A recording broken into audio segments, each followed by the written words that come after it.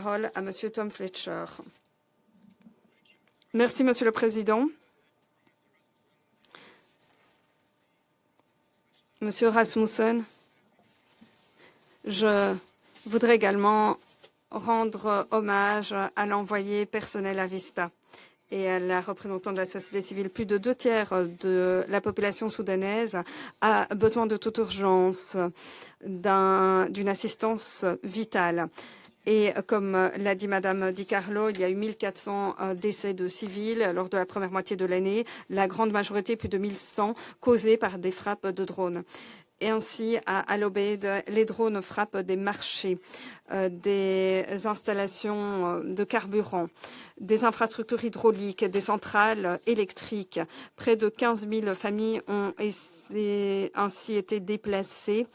Et il y a des pressions sans précédent sur les sites de déplacement et les services. Les acteurs humanitaires saisissent toutes les occasions pour atteindre ceux qui en ont le besoin d'aide, mais les civils doivent être protégés. La désescalade doit s'enclencher. Au Kordofan méridional, Diling et Kadougli ont été nos priorités. Ces deux villes sont encore accessibles alors que l'état des routes se détériore, alors que la saison des pluies se poursuit. Des difficultés similaires sont signalées dans la partie est du Kordofan méridional et je m'inquiète également du Kordofan occidental, épicentre d'une récente épidémie de choléra où notre présence est limitée. Dans les montagnes de Nouba, dans le sud de l'état du Kordofan méridional, les violences s'intensifient et dès lors des communautés sont coupées de toute aide alors qu'elles sont déjà frappées par l'insécurité alimentaire chronique. Alors que des installations humanitaires ont été pillées, de nombreux acteurs humanitaires détenus, l'accès demeure limité en raison des hostilités. Plus à l'est, les hostilités ont repris de plus belle au Nil Bleu, ce qui a déplacé des milliers de personnes ces 2 dernières semaines. Le Nil Bleu accueille maintenant près de 370 000 personnes déplacées alors que des pluies diluviennes s'abattent sur la région. Certains se rendent en Éthiopie, ce qui nous rappelle que la guerre peut s'étendre au-delà du Soudan. Des attaques ont été menées contre les villes frontalières de Guessan et de Skurmuk. Notre coordonnateur humanitaire a pu se rendre dans la capitale de l'État, Ed-Damazine, fin juillet.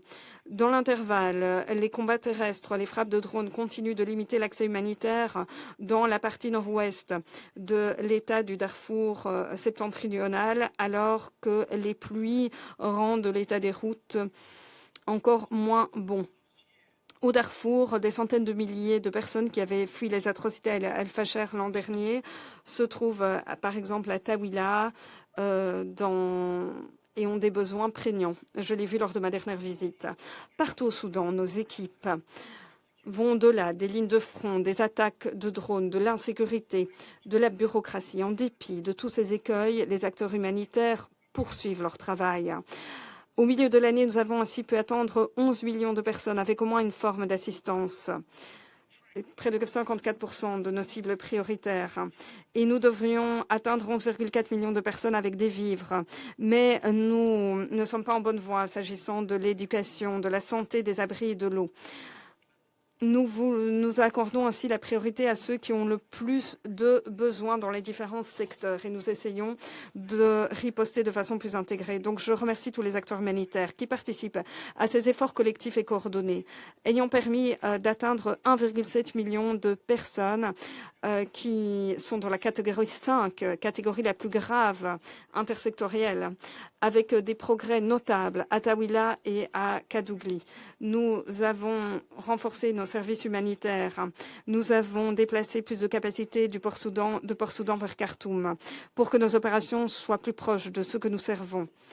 Et nous avons également levé des obstacles bureaucratiques. Nous avons également pu sensiblement avancer en surmontant les obstacles bureaucratiques. Dans le cadre de nos opérations, je remercie tous ceux qui ont contribué, les autorités soudanaises, le gouvernement tchadien qui a rouvert le passage d'Adré crucial, ce qui nous permet d'atteindre des millions de personnes au Darfour. Nous allons continuer de nous efforcer de simplifier la bureaucratie aux côtés des autorités soudanaises et d'accroître l'accès partout au Soudan.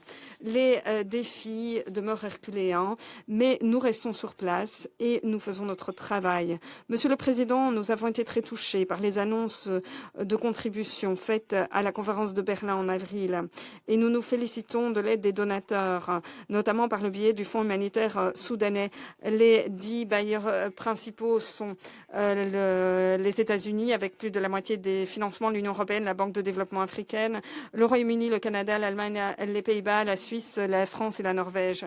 Mais alors que 2/3 de l'année 2026 est déjà écoulée, nous n'avons reçu qu'un peu plus de 40% des 2,87 milliards de dollars nécessaires dans le cadre de notre plan, dans lequel nous avons revu l'ordre des priorités pour une assistance des plus urgentes et vitales.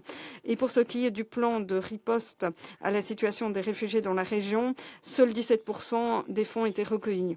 Les réfugiés et les déplacés au Soudan sont frappés de plein fouet par ces pénuries. En dépit de pressions colossales, le Soudan, cependant, laisse ses portes ouvertes à ceux qui veulent s'y réfugier. En général, je termine mes exposés avec 3 demandes. Respecter le droit international humanitaire, financer la riposte, mettre fin au conflit. Mais je ne vais pas les répéter aujourd'hui parce que vous n'avez cessé d'entendre ces revendications. Je vous demanderai plutôt qu'il n'y ait plus de réunions auxquelles le Conseil se contente de dépeindre la situation. Le Soudan ne souffre pas d'un manque d'analyse, il souffre d'un manque d'action. La population soudanaise a besoin de vivres, d'eau, de médicaments et pourtant le monde on lui envoie des drones, des armes, des mercenaires. Le peuple soudanais a besoin d'une diplomatie courageuse, digne de ce nom. Et pourtant, souvent la communauté internationale est indifférente, détourne les yeux. Le peuple soudanais a besoin de paix et de dignité. Et pourtant, certains utilisent les terres et le peuple soudanais comme pions dans une lutte régionale pour le pouvoir, l'or et la fierté. Le Conseil de sécurité n'est pas impuissant. La communauté internationale ne l'est pas non plus.